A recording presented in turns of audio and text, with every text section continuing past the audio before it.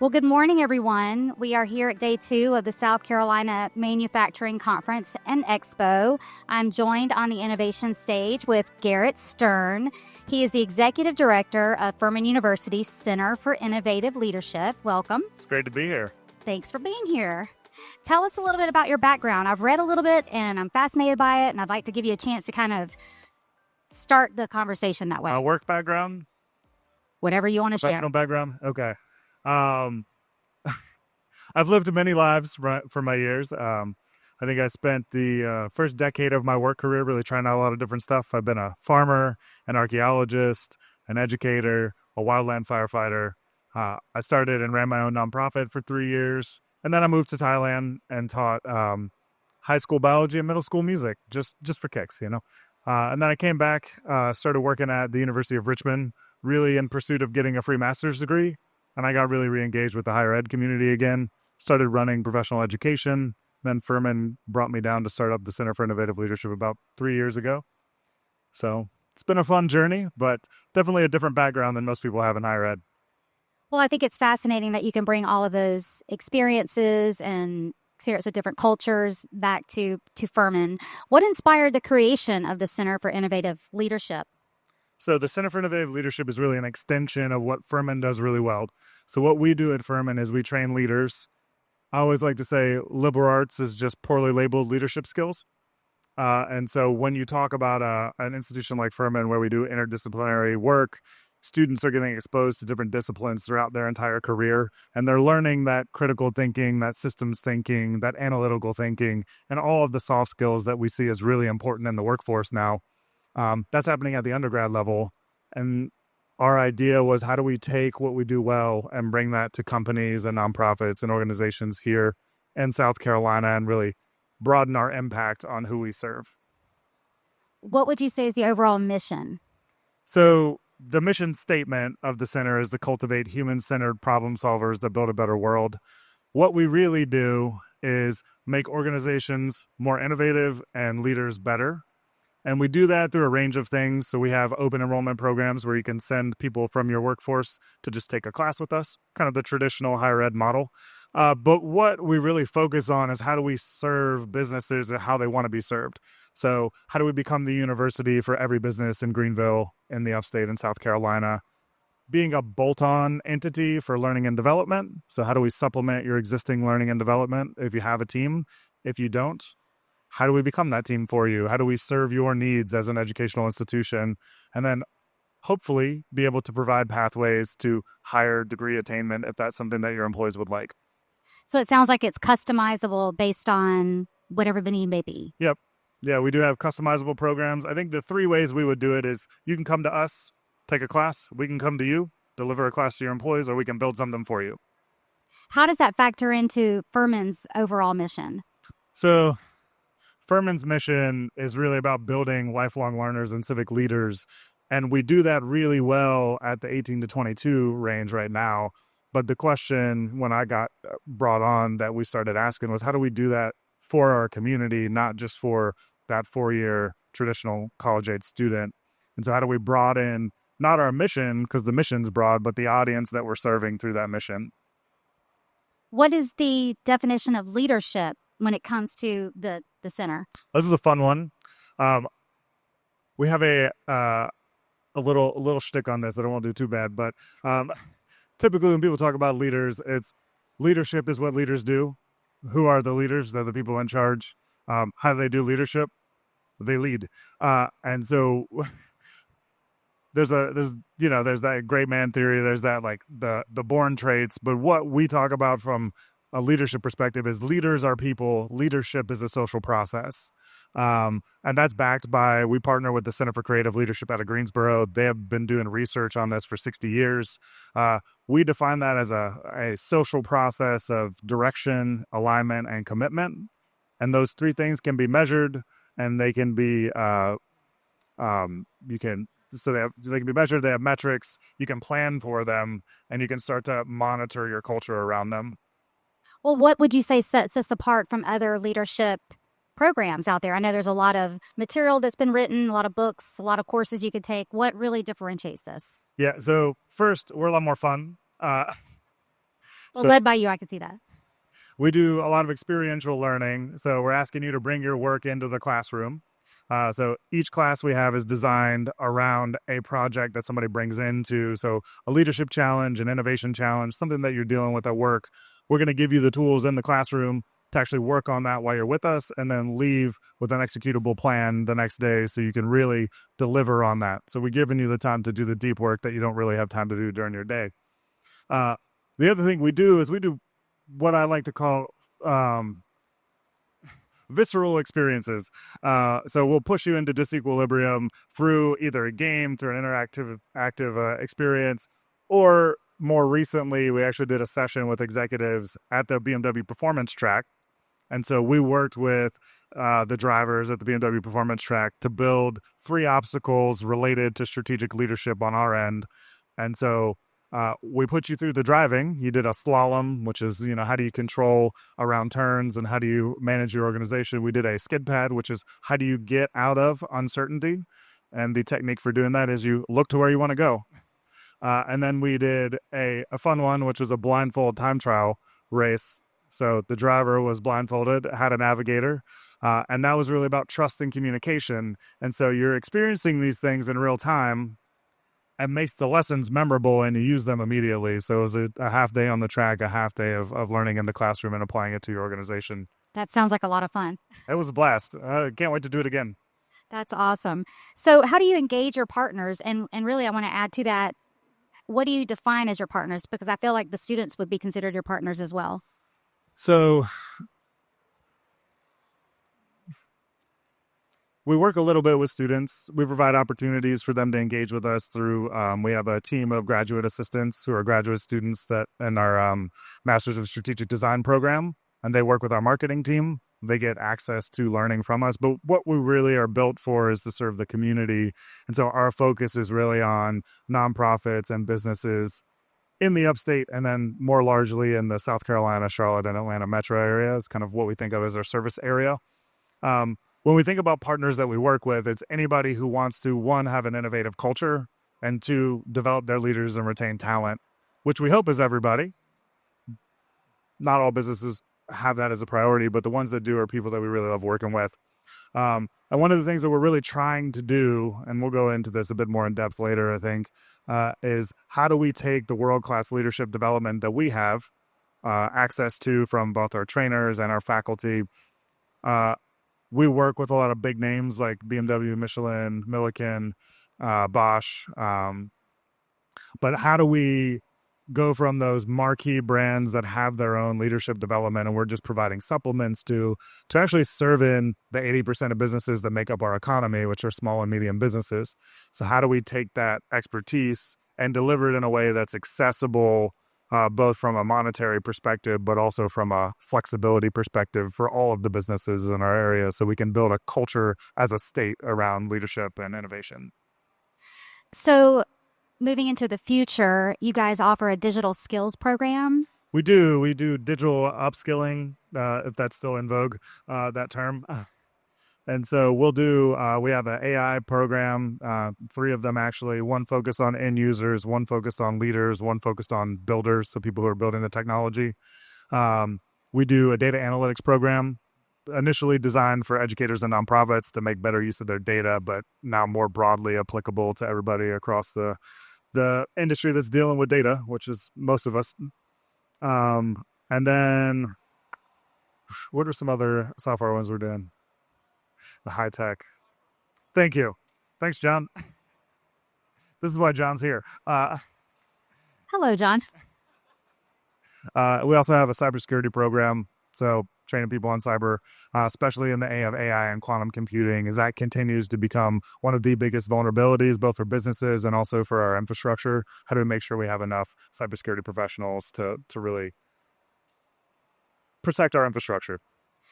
Well, kind of going down the rabbit hole a little further with that, are you teaching anything that is proprietary to the center, or is it just overall skills, or is there anything specifically branded or that is in ownership of the? So we own most of our curriculum program. We have a team of fellows that we work with, led by our director of product experience, who's had 17 years of innovation product development with Accenture. Her name is Sarah Waylett. Then our senior leadership fellow is actually over there. His name's Clemson Turagano. Clemson, who works for Furman. Um, and he spent about 20 years working at the Center for Creative Leadership, building a lot of their product, and now he works with us to do that as well. So we're really bringing some world-class people to the state of South Carolina for the state of South Carolina. That's wonderful. And so innovation is in the name. It is. How does that show up in your programming?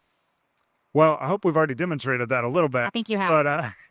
But we also use design thinking frameworks for everything that we build. So human-centered design is an important component of the design. It's also an important component of how we teach leadership. What are organizations but assemblages of people working towards the same goal, usually for the outcome of another person? And so keeping the human at the center instead of the product means that we are innovating with the customer or with our students in mind. And so we have certified design thinkers that are using the Luma Institute's human-centered design framework. We're also talking about how do you build an innovative culture through creating opportunities for psychological safety, making people feel comfortable to fail and push things. And a specific example of this from a programming perspective is we work with the Michelin Innovation Lab, which, if you're not familiar with it, they have a really amazing internal program where you're able to pitch new business ideas to Michelin leadership, and they'll actually give you a chance to enter a program, get some funding, and try to build a business within the Michelin ecosystem.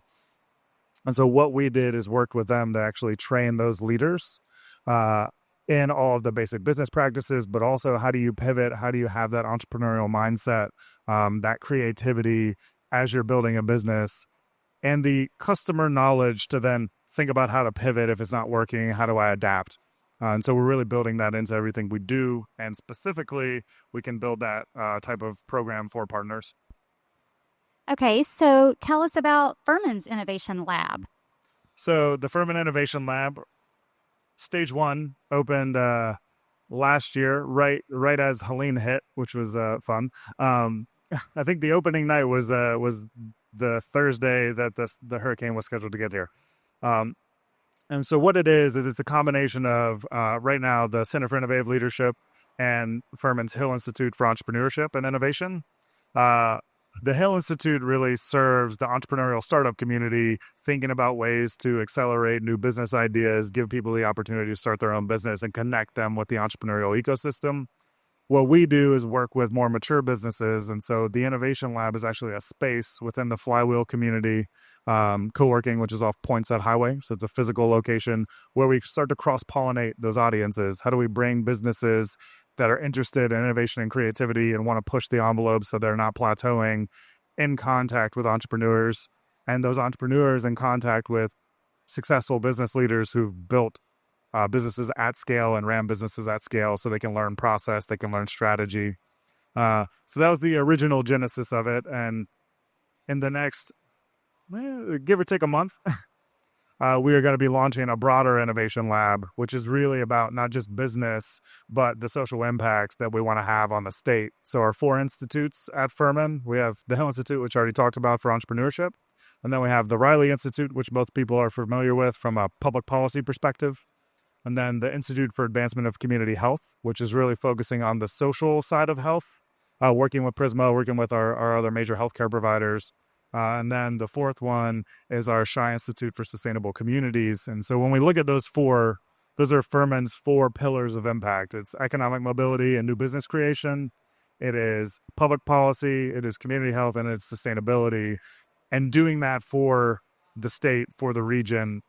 And so the Innovation Lab is now about bringing that all together in one front porch where the community can find us and we can find people who want to work with us to really drive impact for the state. So in your mind, do you think things are progressing the way they should? And where do you see it in, say, the next 2 years? Well, this is a loaded question. I mean, I have to hand it to Furman. I've worked at a couple higher ed institutions, and as a higher ed institution, Furman has been receptive from a leadership level to pretty significant changes in how it's thinking about its role in the community. So the leadership has been really supportive of how we're trying to push things. A 200-year-old higher ed institution is kind of hard to change. So there's always a little bit of inertia that we got to get through. But the institution itself has been really receptive of this work. And over the next 1 to 2 years, what we're getting ready to launch is, so this will be in the next 6 months. Right.